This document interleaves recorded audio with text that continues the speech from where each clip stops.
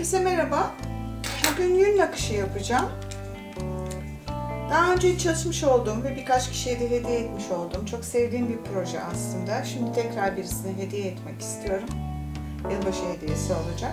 Yün nakışıyla çalışmıştım. Biraz Brezilya nakış teknikleri ve örnekleri var içerisinde. Bunu da aynı şekilde hazırladım. Yün kumaş olacak. Dokusu yünlü. Biraz transfer ederken deseni açıkçası zorlandım çünkü dokusu sıkıntılı. Gene friksiyon kalemi kullandım. Zaten uçuyor biliyorsunuz işlem ütüyle ya da sıcak herhangi bir şey kullandığınızda. Desenimi çalıştım. Gene alttan her zamanki gibi desenimi şu şekilde koyarak, gölerek çizimini yaptım. Hangi iplikleri kullanacağım? Kullanacağım iplikler de yün olacaklar. Şöyle göstereyim. Bunlar biraz ince nakış yünleri. Dolayısıyla ben 2 kat çalışmayı düşünüyorum. Gayet de hoş tonlar.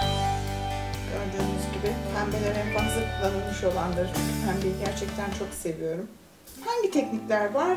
İçerisinde malum gene rokokolarımız, sarma yapraklarımız, biraz tohum işimiz ve şöyle küçük ortancalarımız var ve küçük minik gonca güllerimiz var.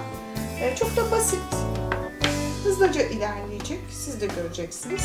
Umarım sizler de çok keyif alır ve benimle birlikte yapabilirsiniz. Arzu edenler de olursa deseni